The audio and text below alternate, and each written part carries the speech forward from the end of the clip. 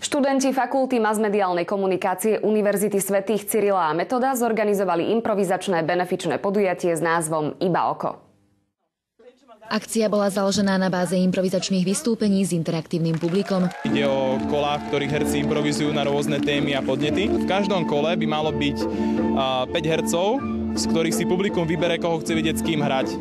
Myšlienku podujatia pomôcť detským pacientom podporilo mnoho študentov. Myslím, že je fajn spojiť príjemné s užitočným a toto je taká pekná akcia. Tak najväčší význam je asi pomôcť tým deťom a hlavne, aby to bolo takou formou, že nesnažíme sa nejak na silu tých ľudí zbierať tie peniaze, ale aby dostali za to niečo, čo im patrí. Ľudia prišli aj podporiť nejakú tú charitatívnu akciu.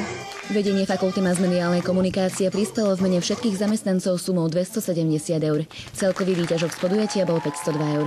Detských pacientov podporil aj anonymný prispievateľ, ktorý im venoval sumu 20 eur.